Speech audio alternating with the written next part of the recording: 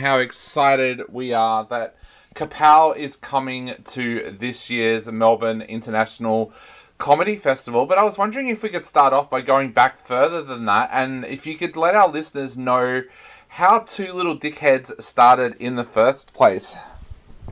Oh, wow, it was in the lonely western suburbs of Sydney in a dusty garage with an old fart. Does that make sense? Yes. Yeah, it does. Yep. Yeah, we had a friend who wanted a clown and an improviser to come and watch his new show, and Shani's a clown and I'm an improviser. And his show was Old Fart, yes. So we went and watched Old Fart, just the two of us in a garage, and saw each other because we were the only people there. That's how that happened. It was us and the Old Fart, but then miraculously we bumped into each other in a bar about 5 weeks later. Like, I walked into Mr. Falcon's in Sydney on Glebe, like in Glebe. It was a really cool bar that used to exist before, of course, a neighbour got it shut down. And the first person I ran into as soon as I walked in was Dave, and then that's how it sort of started. Yeah. Yes. As you know, romance, sexual tension, all that stuff. I was going to ask that. Does it make it easier working with your romantic partner for shows like this, or does it actually make it a little bit harder in some ways? It definitely both, but we write most of our shows in the shower, so that would be hard if we weren't a couple. Yeah, that would be... It's a natural riff spot, the shower. So our voices sound good. We feel comfortable and warm and loose, so we do a lot of riffing in the shower. But there's disadvantages, like trying to get us to rehearse. Once we've got material, trying to get us to rehearse is quite difficult. It's like yesterday we had Tara Lee Dower, I don't know, cousin Tara, you may have heard of her around the traps. Yep. She basically just had to come over and sit with us to make us rehearse. Sure. It's like she doesn't even have to do anything, just be there, because like Tara has gone through all the effort of crossing Melbourne to come, so we can't just sit and watch more reruns of The Office or whatever. We actually do need to focus on the show and rehearse. So yes. It makes it difficult to the discipline, you know. The discipline, which I guess solo artists would have too, but then when you've got your best buddy going, I guess we should probably go and check out that new movie because that might be inspirational, and then you just do something else. Yeah. But it means you've got constant sounding board for riffs. Like we don't have that issue of our partner getting sick of us talking about comedy all the time. We talk comedy non-stop, and we're both fine with that. Yes. No, not only do you talk comedy, but you've also travelled right around the world with Two Little Dickheads. Tell us some of the highlights that you've been to, because looking through the press release, you've been to Edinburgh, you've been to Prague. Where have been the places that you've gone to that you've absolutely loved and can't wait to get back there? The best thing is Edinburgh, because we become little cult favourites in Edinburgh, and people just love to yell at us on the street from buses. It's just like, look, it's Two Little Dickheads.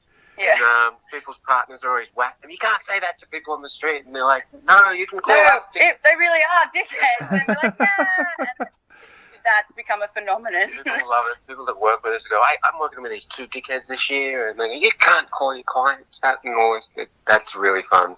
Yeah, Edinburgh is definitely a massive highlight for us, and we went in with, you know, the general. Like, I know Edinburgh pretty well. I've done Edinburgh a lot when I lived in London, just like as a worker of the festival and as a performer. So I knew going in that it was going to be pretty tough. There's no guarantees. You can have a really, really hard time there. And our first season just blew up. We couldn't believe it. Like, it was just selling out and people couldn't get in, and it was just lines out the door. It was pretty fucking crazy, to be honest. Yeah. We were like, wow, okay, I think they like us. They like us. It's nice to be liked. It's nice. There's a big alternative comedy fan base there, so word rips through those people pretty quickly, and we feel really at home there and feel like we've found our people. So they're definitely in Melbourne, though. We went and watched Sam Simmons the other day, and there's a huge contingency of weirdos out there in Melbourne. It's just like, how do we find them, you know? Definitely. And building that name overseas as well, how frustrating was that happened and then we were hit with a pandemic? Because what's the last couple of years been like for both of you?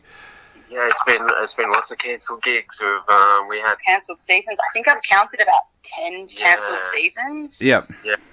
We've had Edinburgh's cancelled, we've had Sydney cancelled, we've had Melbourne cancelled a couple of times. Yeah, it's been frustrating, but we went and upskilled. Shani studied some music and I studied some filmmaking, so that kept us busy and kept us creatively engaged. Yeah, we were pretty. It was like, to go back to the question of how much was it crap though. It was we had our season of Edinburgh, like our dream season, pegged in for that. That we got cancelled. We were doing a show called Cat Flap. We were going to be at the Hive, and which was one of our favourite spots to be, and straight after one of the biggest alt comedians in the UK who was going to be shouting out for us. So yeah, we'd probably be the biggest double act in the world. Dave's absolutely taking the piss. We would be way bigger than that. We would be like, we'd have our own Netflix. And I've been joking about the same thing because after years and years of being told I should do it, I did my first ever stand-up gig 2 weeks before the first lockdown in Melbourne, and I got good reviews. I got asked back by the venue, and yeah, I've been joking all the time about I'd have my own Tonight Show by now if I'd been able to go and do more, but yeah. You would definitely have been the next David Letterman. I can tell already by how this interview is going that, like... Well researched. Yeah. Good jokes. We feel comfortable. Your voice has got a nice timbre. Like, absolutely, you would have been the next, Dave Letterman, or maybe even that one that you loved that I loved that I can't. Craig Ferguson. Yeah, let's be real. You could probably still be the next James Corbyn if you're hanging there. No, God, nobody wants that, Dave. Some people like him. No. Yeah, I'll do a Tonight Show and then I'll do a bunch of movies that just really badly suck like he has so far. So, but bringing it back to the comedy festival, how excited are you about being able to bring Kapow to Melbourne? Because that is something that you must be really looking forward to, being able to get back on stage and being able to do it in Australia. Oh, so much, because we did our first season of the Two Little Dickheads here, and then we haven't really done a Two Little Dickheads show in Melbourne since then. We've really gotten good and gone around the world and stuff. And we've really honed who the Dickheads are and the dynamic and the way we play well together, because it was a journey to figure that out, because Dave has come from an improv background and I'm from a clown background. We had to develop our own language, so there was some teething stuff and learning each other's craft for a while there. But that was 2017 or 2018, the first Dickheads show in Melbourne, and we haven't actually, even though we live here, done a proper, hey, this is what we can actually do, this is what we're made of in Melbourne. So it sort of feels really bizarre to our hometown still hasn't seen us properly. Yeah. And we're at Storyville, which is this beautiful venue in the city that looks like an old fairy tale, which is just the perfect space. Yeah, that's really perfect for us, because we're kind of like a show that is very colourful, and it's like a kids show for adults, you know what I mean? Yeah. That kind of vibe. But it's joyous and upbeat and lots of catchy songs and stuff, but the content is definitely not that kid-friendly. Yeah, and Storyville has the most amazing drinks too. If you haven't tried the drinks on their menu, you've got to try them. They're absolutely amazing. And I guess that leads into my next question too. What can people expect from Kapow? How would you describe the show? The show is, really interestingly, the show is actually a post-apocalyptic comedy, which was meant to be completely far-fetched and nonsensical when we wrote it, which is now borderline topical. So we're working on how to subvert that, because it's just a complete wacky, out there, build the perfect world, lots of different ways of doing that. How the dickheads would spend their day building Dicktopia, basically. And the audience are the survivors of a giant meteorite that blew up the world in our first show. So the audience are the survivors, and together we build the perfect world, and do whatever we want to do in a perfect world. So if we want to be rock stars, we'd be rock stars. And if we want to do magical scarf dancing, then we do that kind of thing. You know, what do you reckon, Dave? Yes, it's just a joyful party, really. We just kind of strip the world of all of the crap and then go, now what would be great? How can we have the most possible fun in this whole new world, which we call Dicktopia? And also cats are the masters. Yeah, cats are our deities. We worship them. Kapow, kapow, meow. Long live the puss. Yep, I've got 3 cats here that would definitely agree with that. So, really? Yeah, I'm very, very much a cat. My wife and I are very, very much cat people. So yeah, we've got 3 cats at the moment. This show is definitely for you. Well, I definitely can't wait to head along and check it out. And for all of our listeners out there, the show runs from March 29th to April 10th with no shows on Mondays, but we'll put all of the links up there online so that you'll be able to grab your tickets from comedyfestival.com.au, and all of the days and times and prices and everything will all be up there on our website. But for now, I'd love for you both to tell our listeners why they should head along to this show. It's going to be the most fun show of the fest. There's going to be lots of great shows, but ours is going to be the most fun show.